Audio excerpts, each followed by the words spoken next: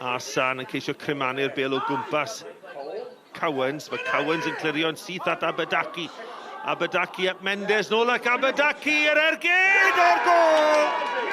Aberdaki yn sgorio i'r Bala. Cyd chwarae hyfryd rhwng Paulo Mendes ac Osebi Aberdaki. Ac ergyd isel trod dde Aberdaki yn rhoi y Bala ar y blad. Mae Sears yn codi a mae'n cael ei giro yn yr awyr a'r Basgan Cowens yn wych mewn i drad Mwandwe a mae e'n ryddhau Robles. Robles ar ei dro'r chwith, na chi gol! I ddod ar Drenewydd yn gyfartal. Cyd chwarae hyfryd yng nghanol ca. A Robles ar ei drod chwith yn erbyn i gen glwb yn cremanu'r bêl. Heibio i Celyn Absalom. Clwstwr y chwaraewyr o gwmpas Andy Wycherley, gol geidwad y Drenewydd. Pwyse ar Wycherley o George Newell sy'n penio. Ac o fewn 2 munud mae'r Bala nôl ar y blaen. Cowens mewn at Mwandwe.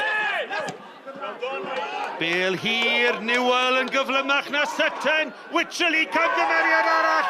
A Newell eto.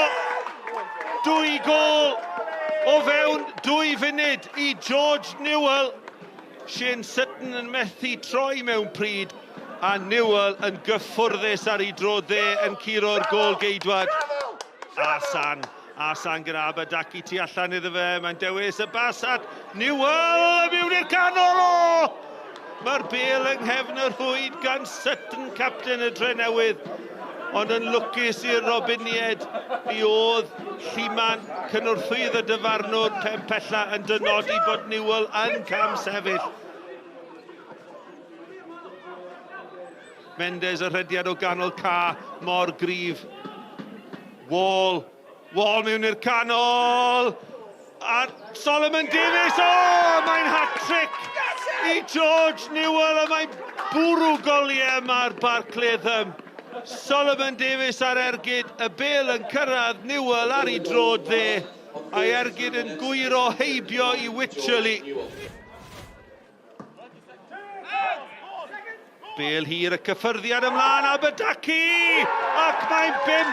Wel, y bêl uniongyrchol tu ôl yr amddiffyn yn creu yr anhawster, ac Aberdaki yn manteisio i'r eithau sgorio ail o'r prynhawn. Dyma Roberts eto chwilio Mwandwe. Mae Celyn Absalom wedi dod allan, ond peniad Mwandwe heibio'r postyn. Mae cynnwrthwydd y dyfarnwr yn rhoi kick gol yn unig. Colin, many congratulations. A convincing win for Bala, and you capitalised well on their defensive errors today. Yeah, we've done really well going forward today. You know, we've lacked goals over the season, but the lads have been playing really well over the last few weeks, well, the last couple of months really. And I thought we were outstanding as a unit, outstanding as a shape and an attacking force. Done really, really well today. Scott, a difficult afternoon for everyone associated with Newtown Football Club, but you just can't legislate for schoolboy defending. Yeah, I think as a collective, I didn't think we defended well enough, and after conceding a sloppy goal, we got back into the game. I thought we were okay the first 10 or 15 minutes, thought we were quite bright.